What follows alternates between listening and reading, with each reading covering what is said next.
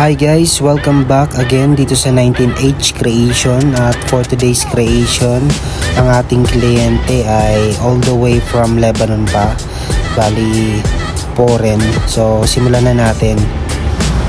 At yun guys, let's go. Bali kasi guys, nakita niya yung post natin, yung gawa ko, yung inspired by The Joker. Ito yung picture na to. No, nakita niya yan, kaya bali gusto niya rin magpagawa ng ganyan. So dito nga, ang ginagawa natin dito ay line art. Ang gusto niya pala guys, ang gusto ng kliyente na to ay yung kalahating mukha niya ay gawing lion. Sabi ko naman sa kanya, wala namang problema sir. Ang problema lang natin dito, yung mukha niya kasi pabilog.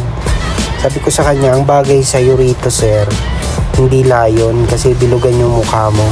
Ang bagay sa'yo rito ay bulldog, yan, chihuahua kasi bilog yung mukha mo. O kung gusto mo gawin nating baboy. Natawa na lang siya. Sabi niya sa akin, basta ikaw yung bahala. Hindi sir, sabi ko gagawin ko ng paraan. Papakitaan kita ng mga design. Tapos pagka nagustuhan mo, yun na yun. Itatry lang natin kasi nakikita ko sa mukha mo. Pag ginawa nating lion to, hindi ka nakakatakot. Okay, sabi niya. Ano kung bakit gusto niya ng lion. Anyway guys, balik tayo dito sa design. Ginagawa ko pala dito line art.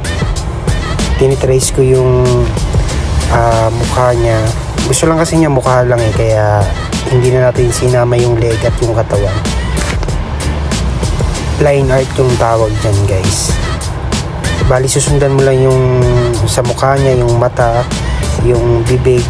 Tapos mamaya mo na siya kukulayan.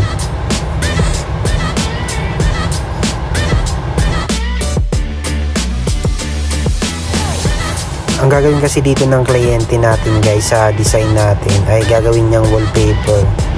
Tapos yung isang design naman, yung plain lang, ay gagawin niyang pang display sa wall.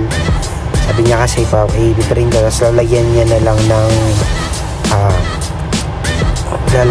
lang ng picture frame. Kaya yun, kaya bali gumawa ako dito ng dalawang design. Yung isa pang wallpaper, yung may quotes, yung isa yung plain lang na may minimalist na background.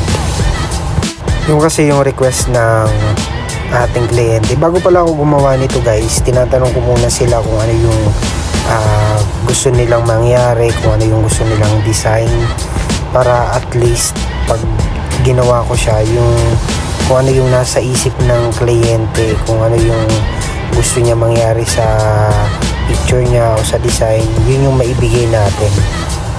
Kumbaga kung ano yung ini-imagine niyang kalalabasan ng picture, yun yung sisikapin nating magawa yun. Kaya before natin to gawin, tinatanong muna natin kung ano ba yung naiisip mong mangyari dito, kung anong gusto mong design, may gusto kang pagawin, may gusto kang quotes na idadagdag.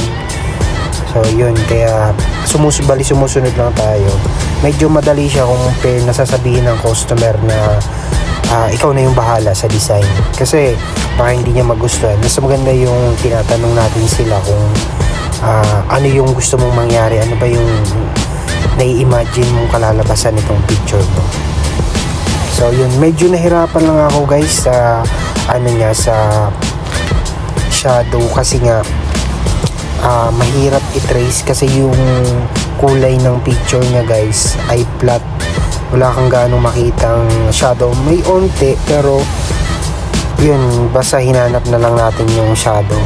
Anyway, kung lagi nyo naman tong ginagawa, lalo na sa mukha o sa mga bagay-bagay, yung gagawin nyo lang paglagay ng shadow, against the light lang siya, kung saan yung light sa kaliwa nun, nandun lang yung shadow. Mahirap siya sa una, pero pag palagi mo siyang ginagawa, bali matitrace mo na siya. Dito pala in-screen recorder ko na lang guys kasi nga wala nang storage yung phone ko, hindi na makapag-video, kaya dito na lang sa screen recorder. So bali ganyan yun lang yung ginagawa ko, trace lang para hindi na tayo mahirapan. Ganito yung ginagawa ko pag tinatamad ako. Yan, trace na lang ng mga shadow. So malapit nang matapos to guys. Ang ginawa ko pala rito, hindi ko na siya kinalahating lion at kalahating tao. Ang ginawa ko dito, sabi ko kasi lagyan ko na lang ng background na lion para hindi siya magulo tignan, para minimal lang yung design at medyo malinis siya tignan. Papakita ko sa kanya pag nagustuhan niya, yun na yun. Pagka hindi, gagawa ulit tayo ng design. So far naman, meet naman natin yung expectation niya, yung gusto niyang mangyari. Nagustuhan naman ng kliyente, kaya yun, napasaya naman natin siya. Yun naman yung gusto natin dito sa 19H Creation, ma-meet natin yung expectation ng kliyente at yung outcome ay swabe na rin. Hindi pa naman siya, feeling ko hindi pa naman siya sobrang swabe kasi nga baguhan din ako sa ganitong trabaho, baguhan din ako sa application na to. Bali ginagamay ko pa yung paggamit ng mga tools, pero sobrang nakakatawa lang kasi paunti-unti na gagamay ko naman siya. So bali ang ginawa ko na lang dito guys ay nilagyan ko na lang siya ng background na lion instead na maglagay ng kalahating lion.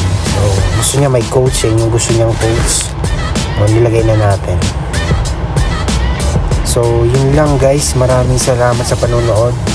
Samahan niyo pa ako sa mga susunod pa nating mga creation. Again, this is 19H Creation. Peace out, ingat kayong lahat, God bless.